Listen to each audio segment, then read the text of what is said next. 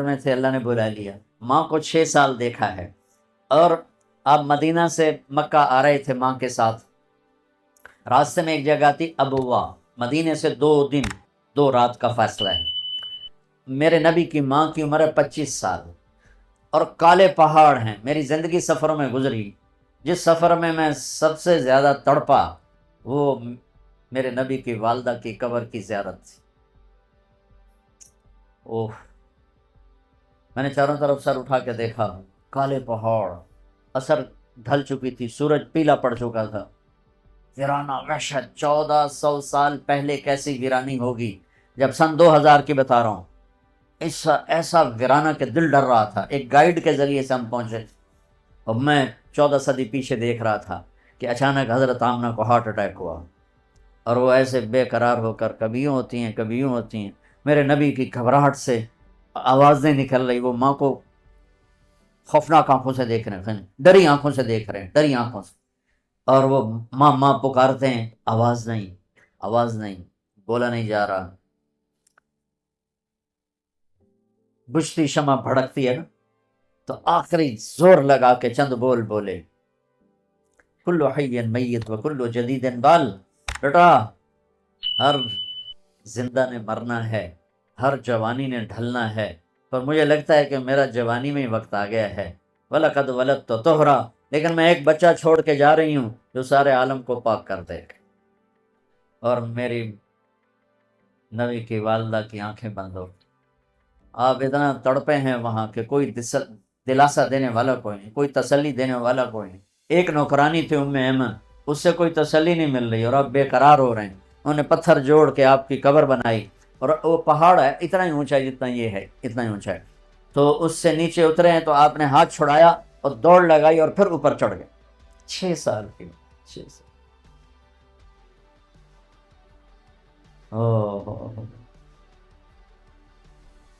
ام ایمن پیچھے کہیں دوڑ گئے. چشم فلک بھی رو رہی تھی. اور میں جب یہ واقعہ سناتا ہوں میں رونے بیٹھ جاتا. حالانکہ 2 4 10 دفعہ کوئی چیز سناؤ تو آدمی یوزڈ ہو جاتا، لیکن تم اس خوبصورت یونیورسٹی اور لان میں وہ درد نہیں محسوس کر سکتے جو میں نے وہاں جا کے درد محسوس کیا. میں جب یہ واقعہ سناتا ہوں میں پھر درد مند ہو جاتا. ام ایمن نے اوپر چڑھ کے دیکھا تو میرے نبی ماں کی قبر پر گرے ہوئے ایسے تھے، اپنی ماں کی قبر سے چمٹے ہوئے تھے. جب ام ایمن قریب آئی ہیں تو اللہ کے نبی کہہ رہے تھے، ماں جی آپ کو تو پتا تھا آپ کے سوا میرا کوئی نہیں، پھر آپ کہاں چلی گئی؟ آپ کہاں چلی گئی؟ معصوم بچے کو پتہ نہیں ہے کہ موت میں جدائیاں پیدا کی. تو ام ایمن نے کہا بیٹا اٹھو. کہ نہیں میں نہیں جاؤں گا. نہ بہن نہ بھائی نہ ماں نہ باپ کچھ بھی تو نہیں، کدھر جاؤں؟ کہ بس میں نہیں جاؤں گا. ام ایمن نے کھینچا زبردستی اور چیختے بچے کو اٹھایا اور اونٹی پہ بٹھایا اور آگے 2 راتیں 2 دن اس معصوم بچے کا نہ آنسو بند ہوا ہے نہ ہائے بند ہوئی.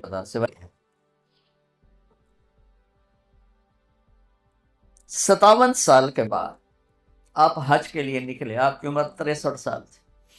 آپ کے ساتھ اس وقت کوئی 40-50 ہزار کا مجمع تھا. جب آپ ابوا کے قریب سے گزرے تو اونٹنی کو موڑ لیا اور اندر پہاڑوں میں چلے گئے. پیچھے پیچھے سارا مجمع کا منیر عزیز حریص رؤوف رحیم رحمت للعالمین محمد بن عبداللہ بن عبد المطلب بن ہاشم بن عبد مناف بن قصی بن کلاب بن مرہ بن کعب بن لوی بن غالب بن فہر بن مالک بن نضر بن کنانہ بن خزیمہ بن مدرکہ بن الیاس بن مدر بن نزار بن معد بن عدنان بن اود بن حمیسہ بن سلامان بن عوس بن بوز بن کموال بن ابی بن عوام بن ناشد بن حزا بن بلداس بن یدلاف بن طابق بن جاہم بن ناحش بن ماخی بن عیفی بن عبقر بن عبید بن الدعاء بن حمدان بن سنبر بن یثربی بن یحزن بن یلحم بن ارعوہ بن عیدی بن ذیشان بن عیسر بن اخنات بن ایہام بن مقصر بن ناحد بن زارع بن سمی بن مزی بن عور بن عرام بن قیدار بن اسماعیل بن ابراہیم بن آدر بن سروج بن رعو بن فائج بن عابر بن ارفخشاد بن سام بن نوح بن لامک بن متوشال بن ادریس بن یرد بن ملحل ایل بن قینان بن آنوش بن شیس وبن آدم علیہ السلام. اتنے عظیم نبی جن کا نسب آدم علیہ السلام تک محفوظ ہو. ساڑھی چوتھی پیڑھی تو بات سنو پتہ ہے کوئی نہیں کون ہے. میں اپنے نبی کی 80 پیڑھیاں یاد کیے ہوئے ہیں کہ میں چاہتا ہوں میں اللہ کے نبی کا مراسی بن کے اٹھایا جاؤں. ہر بیان میں ذکر کرتا ہوں کہ ہمارے پنجاب کا کلچر ہے، لوکل زمیندار میری فیملی ہے، کہ ہمارے مراسی ہوتے ہیں جو 8 10 پشتوں تک کے نام یاد کر کے جھوٹی تعریفیں کر کے پیسے بھی لے جاتے ہیں، سال کے گندم میں لے جاتے ہیں اور بہت سے نفع اٹھاتے ہیں. میں نے اللہ کے نبی کی پیڑھی یاد کی کہ میں اس کی قبر پہ بھی جا کے سناتا ہوں اور ساری دنیا کو سناتے سناتے مر جاؤں گا کہ میں کہوں یا اللہ میری تقریروں کا تو مجھے پتہ نہیں کہ یہ قبول ہیں یا مردود ہیں. کہ اتنا مجمع سامنے ہو تو پتہ نہیں یا میرے اندر اپنی واہ واہ کی طلب ہے یا اللہ کی طلب ہے. لیکن اللہ کے رسول کا میں مراسی قبول ہو گیا تو پھر انشاءاللہ ہر بڑا سردار اپنے مراسی پہ ہاتھ رکھتا ہے. تو اگر میرے نبی نے میرے میراث پونے کو قبول کر لیا تو میرا کام بن جائے گا. اتنی بڑی ہستی جس کی پیڑھی آدم تک ہو اور وہ ماں کی قبر پر یوں بیٹھے ہوئے. اور پھر کہا کاش ماں ہوتی تو پھر میں کیا کرتا. میں مصلی پہ کھڑا ہوتا اور میری ماں کہتی محمد، تو میں کہتا جی، میں نماز توڑ دیتا. اور پھر آپ سے پوچھا گیا یا رسول اللہ قیامت کب آئے گی؟ آپ نے کہا اللہ کو پتہ ہے. کہ کوئی نشانی بتا دیں، کہ کوئی نشانی بتا دیں. تو یہ غور سے سنیں یہ ساری بچیاں. آپ نے فرمایا جب بیٹیاں بھی ماؤں کو ذلیل کریں گی تو قیامت آ جائے گی. بیٹوں کا نہیں کہا کہ یعنی بیٹے تو کرتے ہی کرتے ہیں اور بیٹیاں پھر بھی خیال کرتی ہیں، لیکن جب بیٹیاں بھی ماؤں کو ذلیل کریں گی تو قیامت آ جائے گی.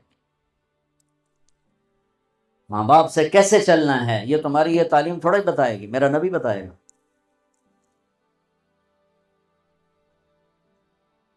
بہن بھائیوں کے ساتھ کیسے چلنا ہے یہ تعلیم تھوڑے بتائے گی، تو میرا نبی بتائے. میرے نبی کے در سے یہ خزانہ ملتا ہے کہ آپ ایک اچھے انسان نظر آؤ. یہ خزانہ در مصطفیٰ سے ملتا ہے اور کہیں سے نہیں ملتا. تو اللہ مجھ سے کیا چاہتا ہے؟ محمد الرسول اللہ.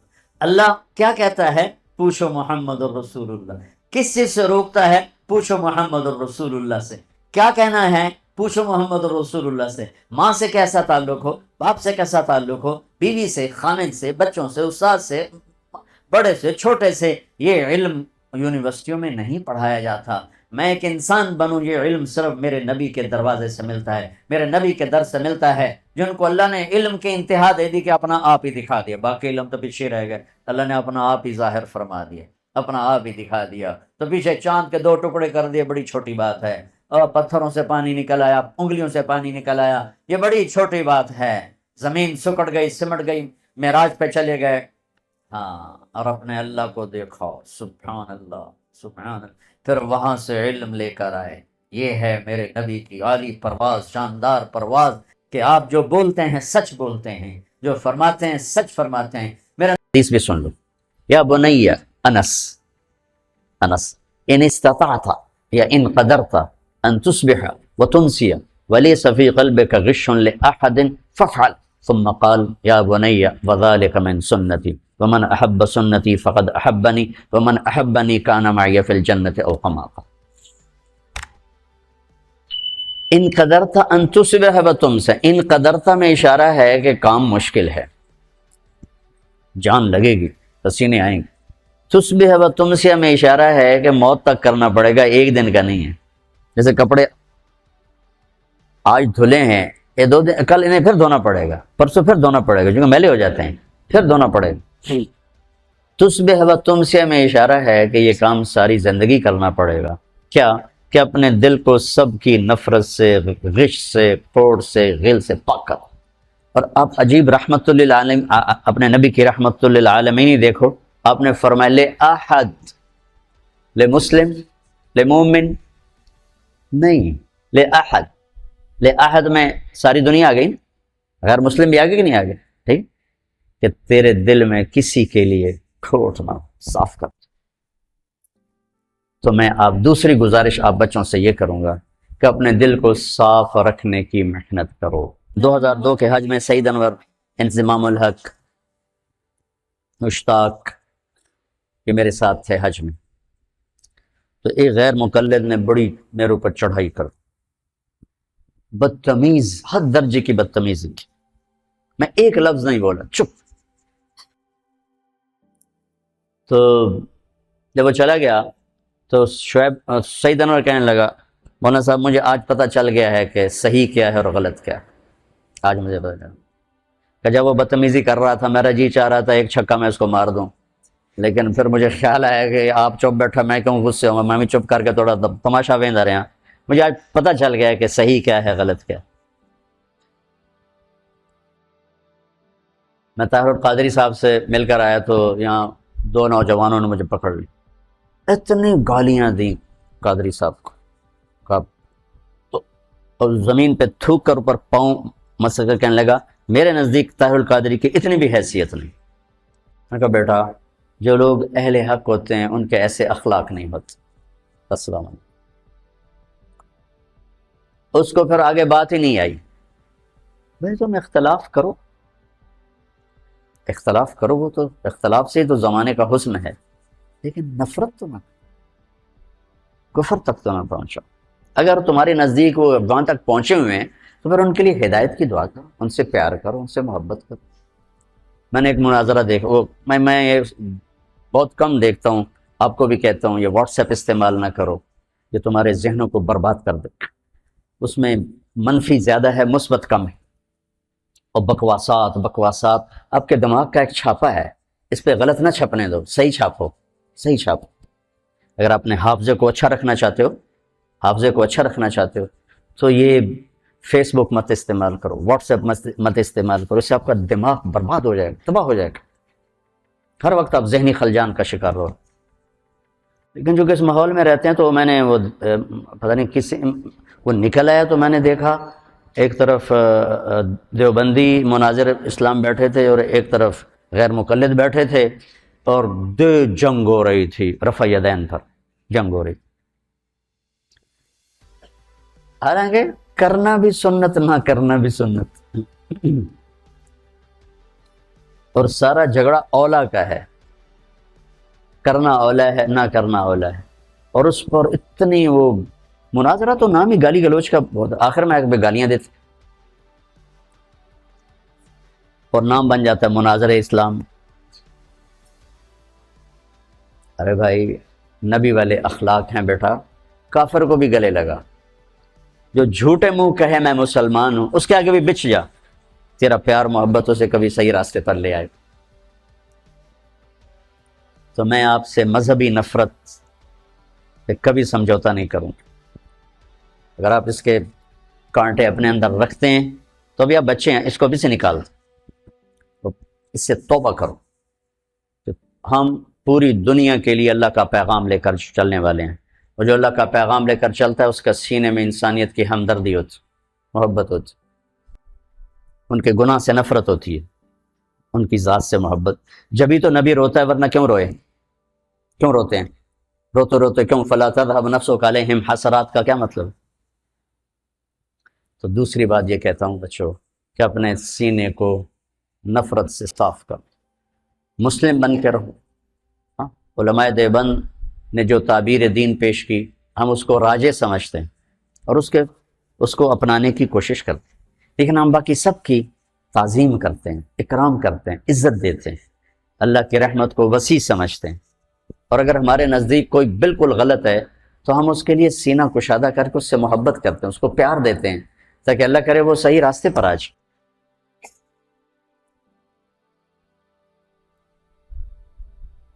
ایک جنازے میں ہم شریک تھے، بہت بڑے مالدار آدمی، کروڑوں اربوں پتی، ان کی بہن کا انتقال.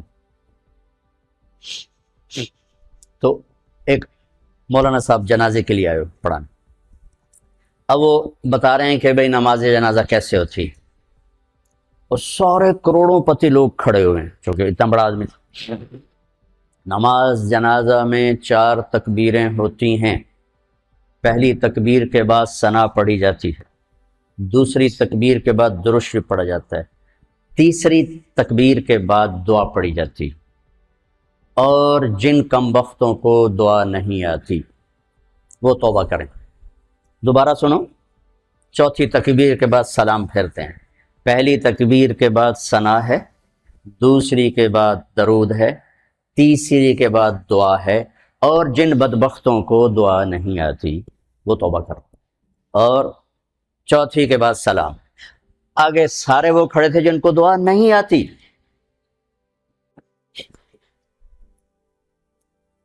اور یہ ان کو پہلے کم بخت بنا دیا پھر بدبخت بنا دیا۔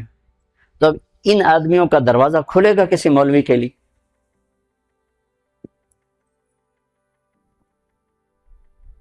بھائی، ایک دکاندار جتنے اخلاقی بنا لو، جو دیکھ کے مسکراتا ہے، جی چائے پیش کریے کہ ٹھنڈا پیش کریے، حالانکہ اس نے آپ ہی کی جیب سے وہ پیسے نکالنے ہیں۔ رام سے او جا جلدی نال جا کے پیپسی لے کے آ، اور آپ اس سے متاثر ہو کر 100 کی چیز 200 میں خرید کے جاتے ہو، اور آپ لوگوں کو جنت پیش کر رہے ہو اور ساتھ ان کو لعنت بھی بھیج رہے ہو، تو آپ سے بڑا بے وقوف کون ہوگا؟ ایک دکاندار جتنے اخلاق تو سیکھو۔ یہی کچھ بریلوی ہمیں کافر کہہ کے مسجدوں سے نکال رہے ہیں، مسجدیں دھو رہے ہیں، گالیاں نکال رہے ہیں، تو آگے تمہارے خطیب بھی یہی کر رہے ہوں، تو تم نے حق و باطل میں کیا فرق رکھا ہے، صحیح اور خطا میں کیا فرق رکھا ہے؟ ادھر بھی گالی ادھر بھی گالی، سننے والا کیا کہے گا؟ دو میں ہک ہو جائیں۔ لہذا اپنے سینے کو نفرتوں سے دھو کے چلو، پاک کر کے چلو۔ وَلَيْسَ فِي قَلْبِكَ غِشٌّ لِأَحَدٍ فَافْعَلْ۔ اس پر آپ اور اللہ کے نبی جنت میں ایسے ہو جاؤ، اکٹھے ہو جاؤ۔ تو یہ 2 باتیں ہیں، آپس میں بھی نفرت نہ کرو۔ یہ تھوڑا سا میں نے تفصیل سے کہہ دیا، چونکہ آپ کا سفر شروع ہونے لگا ہے، کچھ بچے باہر سے آئے ہیں، اور پہلے تو یہ مذاکرے میں بہت کرتا تھا، ٹائم ہوتا تھا، اب مجھے ٹائم نہیں ملتا۔ پچھلے یہ جو دورے کی جماعت اب سال لگا رہی، شاید پورے سال میں 10 دن میں نے ان کو سبق پڑھایا ہوگا۔ پڑھانا تو میں کوئی نہیں ہوں، میں تو ایسی باتیں ہی کرتا ہوں، پڑھانا تو شیخ رمضی کا کام ہے، شیخ زبیر کا کام، یہ پرانے استاد ہیں، یہ پڑھانے والے ہیں، میرے جیسے تو خالی باتوں نہیں لوگ۔ لیکن وہ میری باتیں ہوتی تھیں یہی زندگی سے متعلق، تو فائدہ ہوتا تھا مجھے بھی، سننے والوں۔ اب وہ بھی نہیں، اب نیا سال شروع ہو رہا ہے، کچھ بچے پہلی دفعہ آ رہے ہیں، کچھ پہلے سے یہاں ہیں، تو میں چاہتا ہوں آپ یہ سفر اس طرح شروع کرو کہ آپ کی زبان محبت کا بول بولے، آپ کے دل کے تاروں پر محبت کے نغمے چھڑیں، نہ نفرت، نہ حسد، نہ بغض، نہ غل، نہ غش، ان میں سے کوئی چیز آپ کے قریب نہ ہو، تاکہ آپ پوری امت کے لیے ایک پیغام محبت بن کے چلو، جس کی سارے بچے نیت کرتے ہو نا، ہاں سارے اس کی نیت کر کے چلو۔ جس کو آپ غلط سمجھتے ہو، سمجھو آپ کے پاس دلائل ہیں، سمجھو، لیکن اس کا مطلب نفرت تو نہیں، سم نفرت نہیں۔ میں 3 چلے لگا رہا تھا، 3 چلے، تو ایک گاؤں میں ہم گئے تو ایک مولانا صاحب نے اتنی گالیاں نکالی، ماں بہن کی گالیاں، ماں بہن کی گالی، کھڑے ہو کر مسجد میں، اور بستر اٹھا کے ہمارے باہر پھینک دیے، اور گاؤں اکٹھا کر لیا۔ تو اب میں چونکہ نیا کالج سے آیا تھا، اب میرا دماغ خود فیصلہ کر رہا ہے کہ یہ مولانا صاحب یہ کہہ رہے ہیں کہ ہم عاشق رسول ہیں، اور یہ ماں بہن کی گالیاں نکالتا جا رہا ہے۔ ماں بہن کی گالی نکالنا تو انسانیت کے ماتھے پر داغ ہے، چیزے کہ علم اور قرآن اور حدیث اور عشق رسول، اور یہ جن کو گالیاں نکال رہے ہیں ان کو کہہ رہے ہیں گستاخ رسول ہیں، یہ بولتے نہیں اور دعائیں دے رہے ہیں، دعائیں دے رہے ہیں۔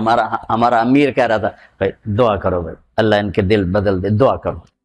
تو مجھے کسی دلیل کو سمجھنے کی ضرورت نہیں پڑی، حالانکہ میں بالکل نیا تھا، میرا رائمنڈ سے پہلا سفر تھا، پہلا۔ تو اس واقعے نے میرے اندر ترجیحات خود قائم کر دیں کہ یہ گالیاں دینے والا غلط آدمی، یہ صحیح نہیں ہو سکتا، اور یہ جو صبر کر رہے ہیں یہ صحیح آدمی۔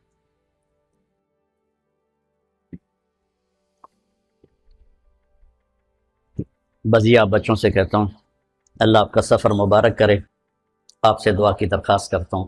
اب آپ بہت زیادہ ہو گئے ہو، اگر آپ روزانہ 2 نفل پڑھ کے میرے لیے دعا کر دو تو آپ کا احسان عظیم ہوگا۔ وہ میلسی میں نا ہم کہتے ہیں نا یہ بہت شکریہ، بہت مہربانی، تو میلسی میں کہا جاتا ہے عظیم شکریہ، عظیم شکریہ۔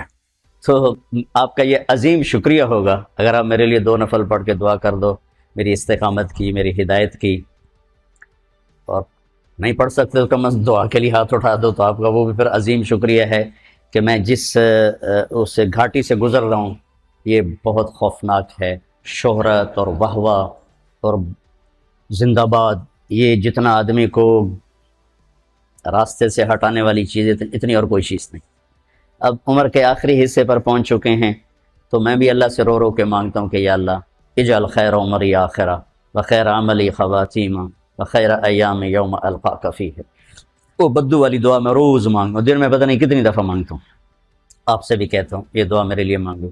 اللہ، یہ ایک بہت بڑی نعمت ہے، کسی کی شہرت اچھے نام سے، کسی کی محبت لوگوں کے دلوں میں، اسی سے تو آگے سودا بکتا ہے، وہ لوگ بات سنتے ہیں عمل کرتے ہیں، تو لیکن اس میں جو مبتلا بہی ہے اس کی جان سولی پہ لٹک جاتی ہے، کہ اللہ ہر وقت سامنے رہے، مفاد بیچ میں نہ آ جائیں، اغراض نہ آ جائیں، شہوتیں نہ آ جائیں، ہوس نہ آ جائے، پتہ نہیں کیا کچھ ایسے منہ کھولا ہوا ہے بلاؤں نے، اور بڑے بڑے اشتہا نما بلائیں ہیں جنہیں منہ کھولا ہوا نگلنے کے لیے، اور کلی جان ہے تے لمبا پینڈا ہے، نہ جتی ہے نہ سر تے کپڑا ہے، اسے دے تو فیلی پار لگنا ہے۔ کشتی شکستگانے اے باد شتر برخیز، شاید کے باز بینم یار آشنا۔ کبھی تمہیں فارسی سمجھ میں آتی تو تم اس کا مزہ لیتے۔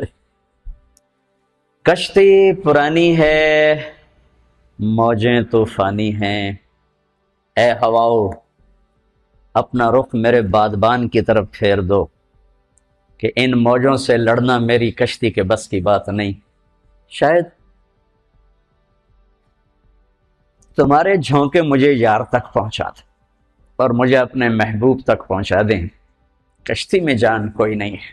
کشتی شکستہ گانے پرانی بیڑی تے بیٹھویاں، اے باد شتر برخیز، اے تیز ہوا تھوڑی اور تیزی بھی کھا، شاید کے باز بینم یار آشنا، شاید میں اپنے محبوب تک پہنچ جاؤں، اس کا دیدار کر سکوں۔ تو میرے بچوں، آپ کو دیکھنے میں لگتا ہوگا کیا موج ہے، کیا ہلا گلا ہے، لیکن اللہ کی، میں اس کو نعمت کہتا ہوں، اور ہے نعمت، اور اس کے زوال سے کانپتا ہوں، لیکن میرا اندر ہر وقت ایسے کانپ رہا ہوتا کہ اللہ میں کوئی قدم نہ پھسل جائے، کوئی رائے نہ پھسل جائے، کوئی ذہن نہ بھٹک جائے، کوئی قدم نہ بہک جائے، یا اللہ بس تو پار لگا دے، یا اللہ تو پار لگا دے، یا اللہ تو پار لگا دے۔